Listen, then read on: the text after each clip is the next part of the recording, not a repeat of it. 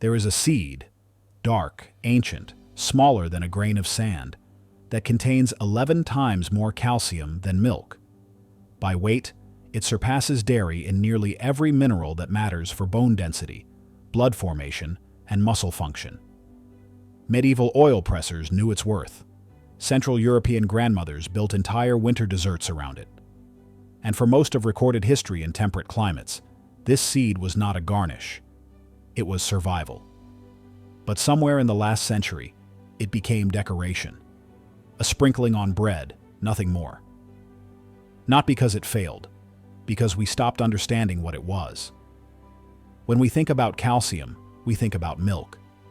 The association is so deeply embedded in modern consciousness that it feels almost biological, as though dairy and bone strength were written into the same sentence by nature itself. Generations of public health campaigns reinforced it. School lunch programs built around it. A glass of milk became synonymous with growing up strong. But this association is not universal. It is not ancient. And in the cold villages of Central Europe, in the mountain communities of the Carpathians, along the windswept plains of what is now Hungary, Poland, Slovakia, and the Czech lands, milk was not always available. Cattle required pasture. Pasture required mild winters. Mild winters were not promised in these latitudes, not in the 16th century, not in the 17th, and certainly not during the brutal cold snaps that defined the Little Ice Age. Rivers froze, livestock died, hay stores ran empty by February.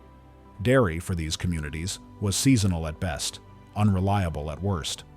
What they had instead was a seed, a tiny blue-black seed, no larger than a pinhead, harvested from a flowering plant that grew easily in poor soil, tolerated late frosts, required little care, and produced yields dense enough to feed entire families through months of frozen ground and failing crops. By dry weight, this seed contains roughly 1,400 milligrams of calcium per 100 grams. Whole milk, by comparison, offers around 125. That is not a marginal difference. That is not a slight advantage in a clinical nutrition table. That is an order of magnitude. That is a civilization-level distinction in how communities could feed themselves, protect their bones, raise their children, and survive when livestock failed and pastures turned to ice. And this seed offered more than calcium. It provided iron, 9 to 10 milligrams per 100 grams, essential for blood formation, for the transport of oxygen through the body, for the basic metabolic processes that keep muscles working and minds clear. In an era before supplements, before fortified foods, before iron-enriched cereals, this mattered. It mattered profoundly. It provided magnesium.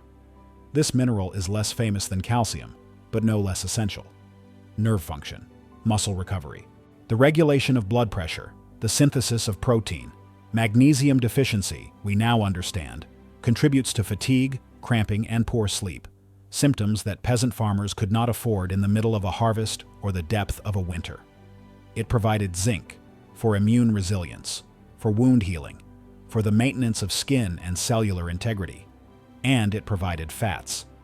Not the saturated fats of butter and lard, but polyunsaturated fats, the kind now associated with cardiovascular balance and healthy cholesterol ratios. The kind that modern nutritionists recommend as replacements for the very animal fats that were once considered essential. This seed was pressed for oil. This is a detail that contemporary consumers rarely encounter. When we think of cooking fats today, we think of olive oil, canola, sunflower, perhaps coconut. But for centuries, in the cooler latitudes of Europe, where olive trees could not survive and sunflowers had not yet arrived from the Americas, this seed's oil was a primary cooking medium. Peasant households used it for frying. Bakers brushed it onto bread. It was stored in cellars, stable for months, immune to the rancidity that plagued animal fats in warm weather. It had a deep, nutty richness, a flavor that today's consumers would find unfamiliar, but that once defined the taste of Central European cooking. This was not a supplement. It was not a trend. It was not a health food marketed to the anxious and the affluent. It was a food that entire cultures built their coldest, hardest months around. And then, quietly, it became invisible. The plant that produces this seed has been cultivated for at least 6,000 years, possibly longer. Archaeological remains in the Swiss lake dwellings, Neolithic communities dating to around 4000 BCE, contain evidence of its seeds stored alongside emmer wheat, barley, and legumes. These were not decorative gardens. These were survival caches. The seeds were kept for food, pressed for oil, valued enough to store in quantities that would last through uncertain seasons. Similar evidence appears across the European continent as the millennia unfold. The plant traveled with early agricultural societies. It was not a luxury. It was integrated into the basic toolkit of temperate zone farming, alongside grains, alongside pulses, alongside the earliest domesticated vegetables. By the Bronze Age, it had spread across the Mediterranean basin. By the Iron Age, it was established in the agricultural systems of Greece and Rome. Classical writers made passing reference to its culinary and medicinal uses. It was known. It was used. It was unremarkable in the way that only truly essential things can be, present everywhere, mentioned rarely, because there was no need to explain what everyone already understood. But it was in the medieval period that this seed found its true home. Central and Northern Europe, the regions stretching from the Alps to the Baltic, from the Rhineland to the Carpathians, became the heartland of its cultivation. The reasons were practical. Olive oil could not be produced north of the Mediterranean. The trees did not survive the winters. Animal fats required animals, and animals required fodder, and fodder required land that might otherwise grow grain for human consumption. In the delicate arithmetic of subsistence farming, every acre mattered. Every calorie mattered. This seed offered a solution. The plant grew on marginal land. It did not demand the rich, well-watered soils that wheat required. It could be sown in the corners of fields, along the edges of pastures, in plots too rocky or too poor for more demanding crops. It tolerated cold. It tolerated drought. And when it flowered, briefly, beautifully, it attracted the bees that pollinated the orchards and gardens nearby. Nothing was wasted. The seeds were harvested by hand. The dried pods were shaken over cloth or into baskets, releasing their cargo of blue-black specks. The seeds were then cleaned, dried further if needed, and stored in cool, dark cellars where they would remain viable for years. A family could accumulate enough in a single growing season to last through multiple winters. And they did. In Hungary, the seed became central to holiday cooking. Traditional pastries, rolled, filled with sweetened ground seed paste, baked until golden, were prepared for Christmas and Easter. These were not luxuries. They were customs, passed from grandmother to mother to daughter without interruption, their recipes unwritten because everyone already knew them. The filling was made by grinding the seeds with honey or sugar, sometimes enriched with raisins, sometimes with walnuts, always with the patience that slow food required. The result was dense, moist, almost paste-like, unlike anything that wheat flour or dairy could produce. It filled the stomach. It satisfied in a way that lighter desserts could not. In Poland, the seed appeared in ritual dishes served on Christmas Eve, a meal of 12 courses, meatless by tradition, marking the end of Advent fasting. The seeds were crushed and soaked, mixed with noodles or layered into cakes. The dish was not incidental. It marked the meal. Its presence signified that the fast was ending, that celebration was beginning, that another year had been survived. In Germany and Austria, cakes built entirely around this seed were baked in village ovens, dense, dark, fragrant with the nutty richness that no other ingredient could replicate. These cakes kept well. They traveled well. They could be eaten days after baking without staleness, making them ideal for the long journeys and uncertain timetables of pre-industrial life. In the Ottoman Empire and the lands it influenced, the seed found different uses. It was ground into pastes for savory dishes. It thickened sauces. It enriched pilafs. The flavor was subtler here, integrated rather than showcased, but the nutritional logic was the same. And in the Indian subcontinent, where the plant had arrived centuries earlier through trade routes now difficult to trace, the seed became a staple of regional cuisines. Ground to powder, it thickened curries. Whole, it added texture to breads and sweets. It was called by different names in different languages, but its function was consistent: a reliable, storable, nutritious addition to diets that could not always depend on animal protein. For centuries, this pattern held. The seed was grown. The seed was harvested.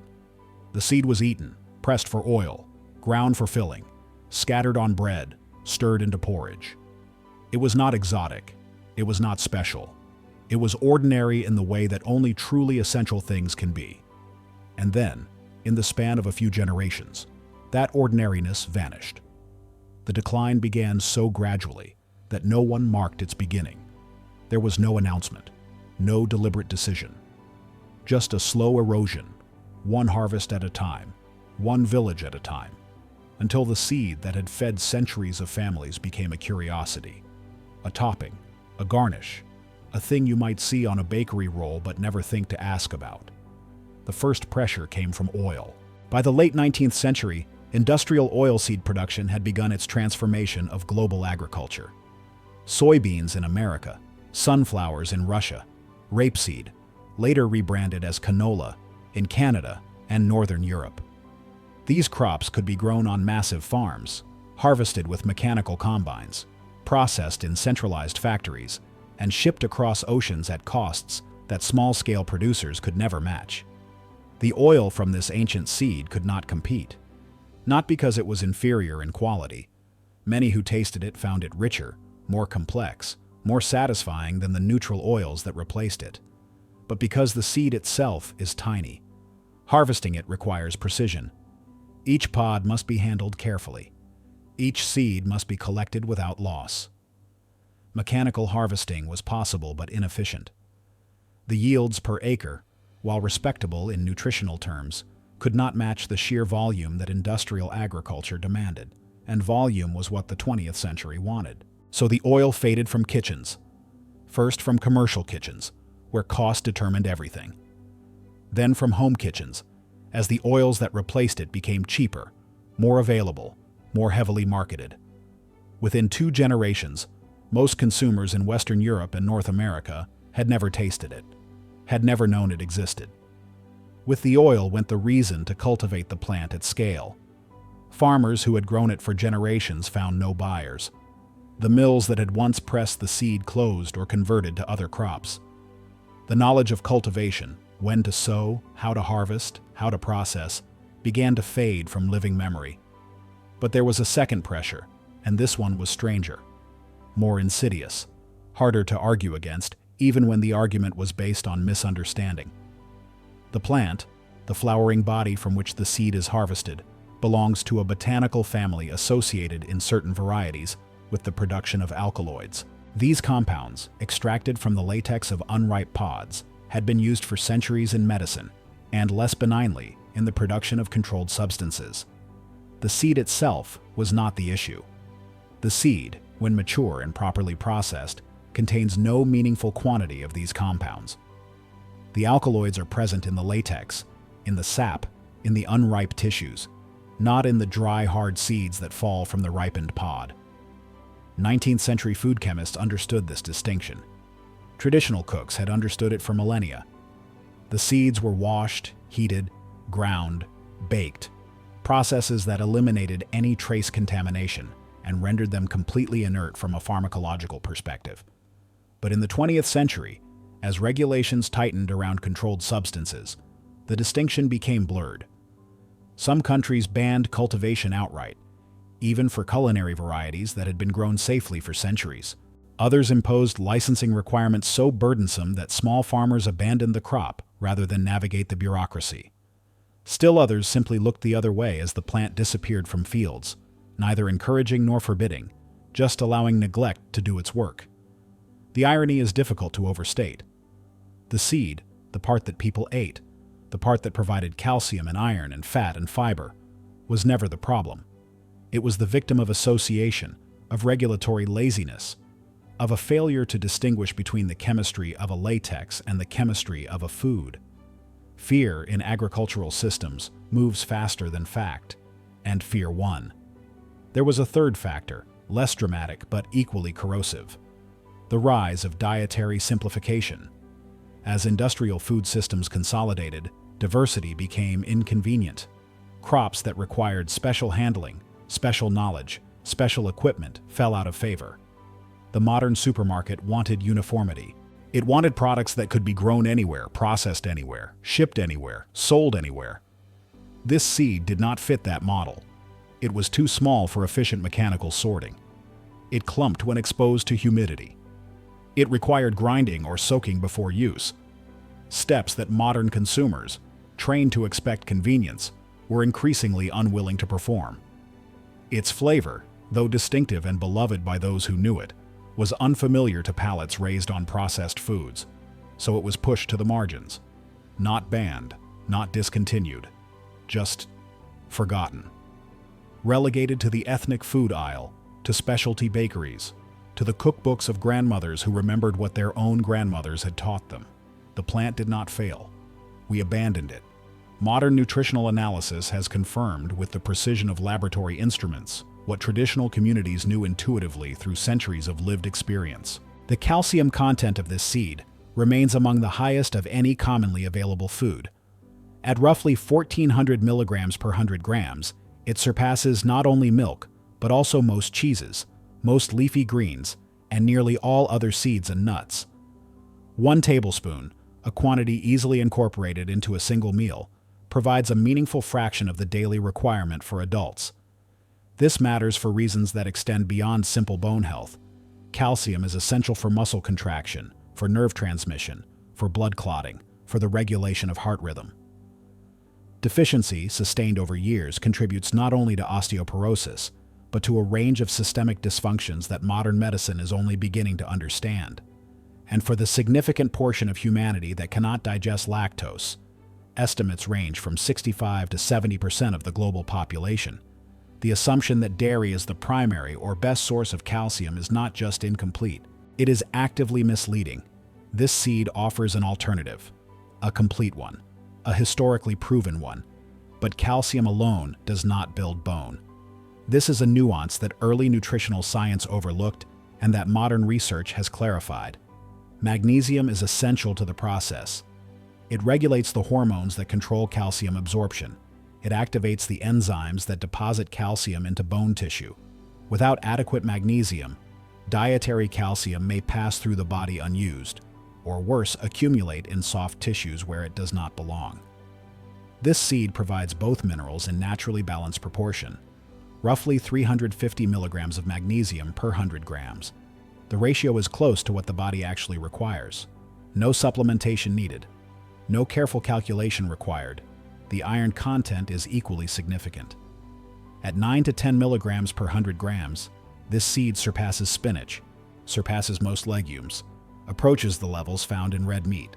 For communities relying on plant-based nutrition, whether by choice, by economic necessity, or by agricultural circumstance, this was not a minor consideration.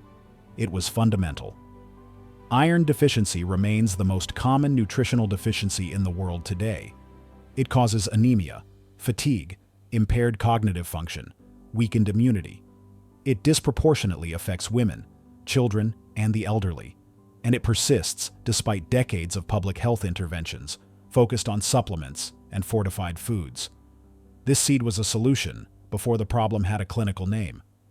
The zinc content, roughly 8 milligrams per 100 grams, supports immune function, wound healing, and cellular repair. The B vitamins present in trace amounts contribute to energy metabolism, to the conversion of food into usable fuel. The polyunsaturated fats, particularly the omega-6 fatty acids, support cardiovascular health when consumed as part of a balanced diet. And then there is the fiber, nearly 20 grams per 100 grams of seed. This is higher than most whole grains, higher than brown rice, higher than oats, higher than quinoa, higher than many legumes that are specifically marketed for their fiber content. Dietary fiber is no longer considered merely a digestive aid. Contemporary research links adequate fiber intake to reduced risk of heart disease, improved blood sugar regulation, healthier gut microbiome composition, and lower rates of certain cancers. The mechanisms are complex and still being investigated, but the epidemiological patterns are clear. Traditional communities that consumed this seed regularly were not thinking about fiber. They were not calculating grams or percentages. They simply knew that the food worked, that it filled the stomach without causing distress, that it sustained energy through long hours of labor, that it kept the body functioning as a body should. Modern science has given names to what they knew without naming. From an agricultural perspective, the plant itself offers qualities that may matter even more in the decades ahead. It tolerates poor soil. It does not demand the heavy fertilization that depletes aquifers and creates dead zones in coastal waters. It grows in marginal land that cannot support corn or wheat or soy, land that is often left fallow because nothing profitable will flourish there. It survives cold snaps that damage more delicate crops. Its germination is reliable even in cool, damp springs that rot other seeds before they sprout. And once established, it requires relatively little water. Its taproot reaches deep, accessing moisture that shallow-rooted crops cannot find. In regions where irrigation is scarce, unreliable, or increasingly contested, this is not an academic consideration. It is a matter of survival. These are precisely the conditions that modern agriculture is beginning to face. Climate patterns are shifting. Growing seasons are becoming less predictable. The crops that flourished under 20th century conditions may not flourish under 21st century conditions. The varieties bred for maximum yield in optimal circumstances may fail when circumstances cease to be optimal. The plants that survive will be the ones that evolved to endure difficulty, the ones that fed communities through the Little Ice Age, the ones that grew on rocky hillsides and nutrient-poor plains where nothing else would take root. This seed comes from such a plant. The question is not whether it can still grow. The question is whether we remember how to value it. The seed is called the poppy seed, and despite its near disappearance from Western consciousness as a staple food, it has not vanished entirely. In Hungary, it remains central to traditional baking. Pastry shops in Budapest still sell bajli, rolled cakes filled with sweetened ground poppy seed, during the Christmas season. The technique has not changed in generations. The dough is thin, almost translucent. The filling is dense and dark, speckled with the crushed seeds that give it texture and depth. Families line up in December to buy them, or to make them at home using recipes that their grandmothers used, and their grandmothers before them. In Poland, makowiec, poppy seed roll, appears on Christmas Eve tables without interruption, as it has for centuries. The filling is ground fine, mixed with honey or sugar, sometimes enriched with almonds or dried fruit or a splash of rum. Sliced, the cake reveals a spiral of dark filling against pale dough, a pattern that Polish children recognize before they can name it. There is also kutia, a ceremonial dish of wheat berries and poppy seeds served on Christmas Eve, its origins reaching back to pre-Christian Slavic traditions. It is eaten first, before all other dishes, to honor those who have died. The seeds symbolize prosperity, fertility, the continuation of life through the darkest night of the year. In parts of Austria and Germany, Mohnkuchen, poppy seed cake, remains a bakery staple, though less prominent than it once was. The cake is dense, moist, sometimes layered with cream, sometimes eaten plain with afternoon coffee. Those who grew up with it remember the flavor with a specificity that suggests something more than nostalgia. In the Czech lands and Slovakia, the seed appears in traditional sweet dishes, ground, sweetened, folded into dumplings, or spread across pancakes. It is ordinary there in the way it was ordinary across the region for centuries. Unremarkable. Expected. Present. Beyond Europe, the seed persists in other forms. In India, it is known as couscous and used throughout the northern and central regions as a thickening agent in curries and kormas. Ground to a paste with water, it adds body and richness without overwhelming the complex spices that define these dishes. It is subtle there, functional. Its nutritional contribution goes unnoted because nutrition was never the point. Flavor was, and texture, and the accumulated wisdom of cooks who knew what worked without needing to know why. In Turkey, the seeds are pressed for oil in small quantities, no longer commercial, but preserved by families who remember the taste and refuse to abandon it. The oil is golden, fragrant, unsuitable for high-heat cooking, but perfect for dressings, for dipping bread, for finishing dishes that deserve something richer than olive oil can provide. For those who wish to grow the plant themselves, the path is simpler than industrial agriculture has made us believe. The plant prefers full sun, but tolerates partial shade. It grows in poor soil, sandy, rocky, slightly alkaline, conditions that would starve a tomato or a pepper. It does not require fertilization if the soil has any organic matter at all. It does not demand irrigation unless drought is severe and prolonged. Seeds are sown in early spring, scattered on the soil surface and pressed lightly. They should not be buried. They require light to germinate. Germination takes 1 to 2 weeks. The seedlings are delicate at first, then surprisingly robust. The flowers appear in late spring or early summer, depending on climate. They are ephemeral, each bloom lasting only a day or two, but they come in succession, so the plant remains in flower for weeks. Colors range from pale lavender to deep red to pure white, depending on variety. Bees visit constantly. The sound of a poppy patch in full bloom is the sound of pollinators at work. After the petals fall, the seed pods develop. They are round, ridged, topped with a flat cap like a lid. As they dry, the cap loosens. The seeds inside, hundreds per pod, sometimes thousands, become visible through small openings beneath the rim. Harvest is simple. When the pods are dry and the seeds rattle inside, the pods are cut and inverted over a bowl or cloth. A gentle shake releases the seeds. They pour out like dark sand, almost weightless, almost silent. They store indefinitely if kept cool and dry. A jar in a dark cupboard, a tin in a cellar. No special treatment required. No refrigeration. No preservatives. The seeds will wait until needed. Months, years, however long. To use them, they can be ground in a spice grinder or crushed with a mortar and pestle. Traditional cooks often soaked them first, or simmered them briefly in water or milk to soften them before grinding. This releases the oils and creates a smoother paste, better for fillings and batters.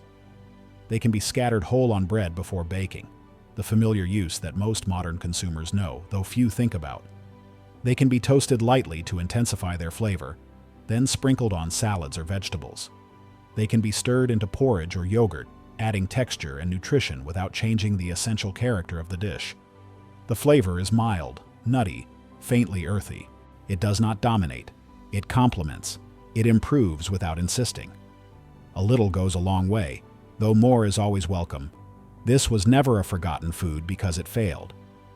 It was a forgotten food because the world changed around it, because the systems we built could not see its value, could not accommodate its rhythms, could not understand why a seed so small might matter so much.